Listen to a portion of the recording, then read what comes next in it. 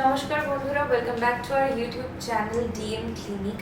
আমি শ্রেয়া, আমার সাথে আছে আজকে এন্ড্রোক্রাইনোলজিস্ট ডক্টর সুবীর শর। নমস্কার স্যার। নমস্কার দর্শক বন্ধুরা। আজকে আমরা জেনে নেব প্রেগন্যান্সি উইথ ডায়াবেটিস, মানে প্রেগন্যান্সির মধ্যে বা আগে পরে ডায়াবেটিসের কোনো সমস্যা, এই নিয়ে আমরা পুরো টপিকটা আজকে আলোচনা করবো স্যার। সত্যিকার খুব ভালো একটা টপিক, যে প্রেগনেন্সিতে ডায়াবেটিস। মানে এখন ডায়াবেটিসের ইনসিডেন্স প্রিভ্যালেন্স যাই বলো, এটা কিন্তু দিনকে দিন বাড়ছে এবং সেটা প্রেগনেন্সিতেও বাড়ছে।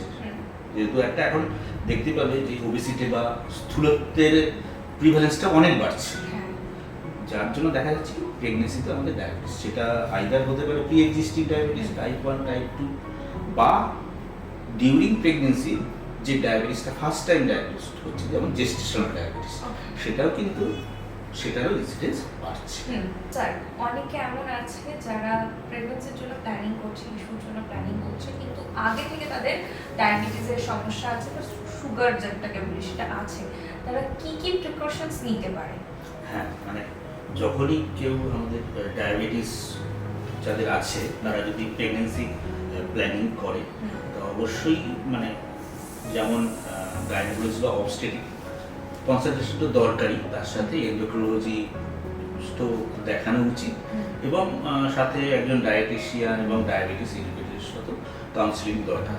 তো এই সময় যাদের অলরেডি এক্সিস্টিং ডায়াবেটিস আছে, বিফোর কনসেপশন মানে কনসেপ্ট করার আগে যদি এইচবিএওয়ানসি, যেটা মানে 3 মাসের গড় সুগারের মাত্রাটা বোঝায়, সেটা যদি মানে 6.5-এর নিচে রাখা যায় তাহলে খুব ভালো হয়।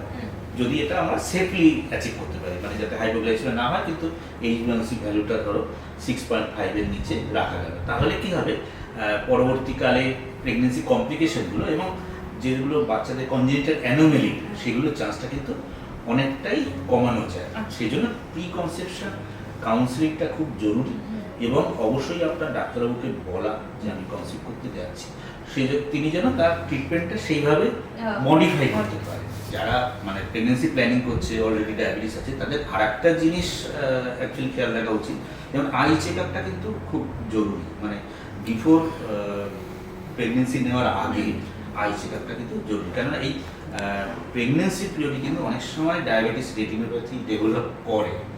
মানে রেটিনোপ্যাথি মানে একটা ডায়াবেটিসের মাইক্রোভাস্কুলার কমপ্লিকেশন, যেটা ডায়াবেটিস থেকে হতে পারে, সেই সময় কিন্তু এই চান্সটা বেড়ে যায়। সুতরাং সেটা বিফোর প্রেগনেন্সি একবার আই চেক আপ দরকার, অথবা প্রথম 3 মাসের মধ্যেই, এবং তারপরে রেগুলারলি 3 মাস ছাড়া এই মনিটরিংটা করা দরকার।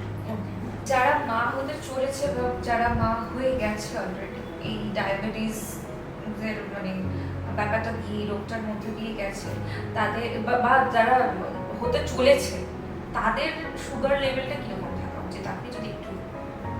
না, যারা মা হতে চলেছে বা চাইছে, বা এখনো প্রেগনেন্সি, প্রি প্রেগনেন্সি তো বললাম মোটামুটি 6.5-এর নিচে রাখা উচিত, যদি এটা আমরা সেফলি আছি। আর যারা অলরেডি প্রেগনেন্ট ডায়াবেটিস আছে, তা এক্ষেত্রে কিন্তু ডায়াবেটিসের নিয়ন্ত্রণটা কিন্তু খুব স্ট্রিক্ট ভাবে দরকার হয়। যেমন প্রেগনেন্সিতে ডায়াবেটিস থাকলে ফাস্টিংটা 95-এর নিচে রাখা উচিত, আর খাওয়ার 1 ঘন্টা বাদে মানে 1 আওয়ার পোস্টপ্রান্ডিয়াল ভ্যালুটা 140-এর নিচে, আর খাওয়ার 2 ঘন্টা বাদে মানে 2 আওয়ার পোস্টপ্রান্ডিয়াল গ্লুকোজ ভ্যালুটা 120 বা 120-এর নিচে রাখলে ভালো। এবং এইচবিএওয়ানসি টার্গেট, যেটা 3 মাসের অ্যাভারেজ সুগার, যেটা এটাও কিন্তু প্রেগনেন্সিতে আরেকটু কম। নর্মালি যারা নন প্রেগনেন্ট, তাদের যেমন আমরা বলি এইচবিএওয়ানসি টার্গেটটা যেন 7%-এর নিচে থাকে, কিন্তু এখানে কিন্তু আরেকটু স্ট্রিক্ট, মানে 6%-এর নিচে রাখতে বলা হয়, যদি না সেফলি অ্যাচিভ করা যায়, যাতে হাইপোগ্লাইসেমিয়া না হয়েও যদি অ্যাচিভ করা যায়। কারণ প্রেগনেন্সিতে কি হয়, আমাদের ওই লোহিত রক্তকণিকা বা আরবিসি টার্নওভার রেটটা অনেক বেড়ে যায়, তাই জন্য নর্মালি এইচবিএওয়ানসি ভ্যালুটা একটু কম থাকে। কিছু কিছু মা, মানে যারা মা হতে চলেছে বা কনসেপ্ট করে গেছে, তাদের কারোর মধ্যে এরকম ধারণা আছে যে বেবির হয়তো মানে জন্মানোর পর বেবির হয়তো ডায়াবেটিস হতে পারে, বা ডায়াবেটিস নিয়ে এরকম একটা ধারণা আছে যে ডায়াবেটিস নিয়ে জন্মাচ্ছে। মানে আমরা অনেক জায়গাতে শুনতেও হ্যাঁ পাই না মানে জিনিসটা। এটা কিন্তু খুব ভালো কোশ্চেন করেছে শ্রেয়া। অনেক মানে patient এটা আমার বা- দিদির হ্যাঁ, সাথেই হয়েছে। হ্যাঁ বা আমাদের অনেক মারা আসেন, তারাও জিজ্ঞাসা করেন যে ডাক্তারবাবু আমার তো সুগার আছে, মানে আমার বেবির আবার সুগার হয়ে যাবে না তো?" তাহলে যেটা হচ্ছে যে মানে মায়ের যদি সুগার থাকে তাহলে এটার একটা রিলেশন আছে ইন ইউটেরো গ্লুকোজ লেভেলের সাথে।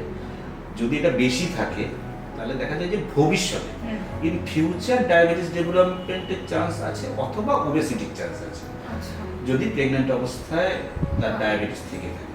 কিন্তু যদি এই ডায়াবেটিসে গুড কন্ট্রোল থাকে, মানে আমি যেরকম লেভেলগুলো হ্যাঁ। বললাম, গুড গ্লাইসেমিক কন্ট্রোল মানে যেটা বলেছিলাম, মানে ফাস্টিংটা 95-এর নিচে, 1 আওয়ার পোস্টপ্রান্ডিয়াল ভ্যালুটা 140-এর নিচে, আর 2 আওয়ার পোস্টপ্রান্ডিয়াল ভ্যালুটা 120-এর নিচে, এটা যদি রাখা যায় তাহলে কিন্তু এই রিস্কটা অনেকটাই কমে যায়। স্যার, কিছু মাদের আরেকটাও ভয় থাকে, মানে যারা এখনো মা হয়নি বা হতে চলেছে, যাদের সুগার আছে, ডায়াবেটিস আছে অলরেডি, তারা সিজার করতে ভয় পায়। মানে যেমন আমরা জেনে থাকি যে একটু কেটে ছড়ে গেলে শুকাতে চায় না, তো তারা এই জিনিসটাতে ভয় পায়। হ্যাঁ না, কেটে ছড়ে গেলে শুকাতে চায় না, সেটা হচ্ছে যদি আনকন্ট্রোল হ্যাঁ, ডায়াবেটিস। হ্যাঁ। যদি কারো কন্ট্রোল ডায়াবেটিস কন্ট্রোলে থাকে তাহলে তো এই ব্যাপারে কোনো ভয়ের ব্যাপার নেই। আর সিজারিয়ান ডেলিভারি হবে কি হবে না সেটা কিন্তু পুরোপুরি গাইনোকোলজিস্ট বা অবস্টেট্রিশিয়ানের উপরই ডিপেন্ড করছে। তিনি ডিসিশন নেবেন যে সিজারিয়ান করতে হবে কি হবে না। এবার এন্ডোক্রিনোলজিস্টের দায়িত্ব হচ্ছে সুগারটাকে মেনটেন করা। মেনটেন করা। যদি আমার সুগার লেভেলটা ঠিক মেনটেন করি, গুড গ্লাইসেমিক কন্ট্রোল, তাহলে তো এটা নিয়ে কোনো ভীত হওয়ার কোনো কারণ নেই। মানে করা যেতেই পারে যদি অবশ্যই। কন্ট্রোলে থাকে। হ্যাঁ অবশ্যই। ওকে। উঠবি মাদের জন্য কিছুটা মুশকিল আসান হলো যাদের ডায়াবেটিসের সমস্যা আছে। আমরা আরও লেন্দি আলোচনা করব, আরও কিছু টপিক নিয়ে আসবো পরের ভিডিওতে। ততক্ষণ অবধি চোখ রাখুন ডিএম ক্লিনিকে, আর অবশ্যই লাইক, শেয়ার এবং সাবস্ক্রাইব করতে একদম ভুলবেন না। নমস্কার।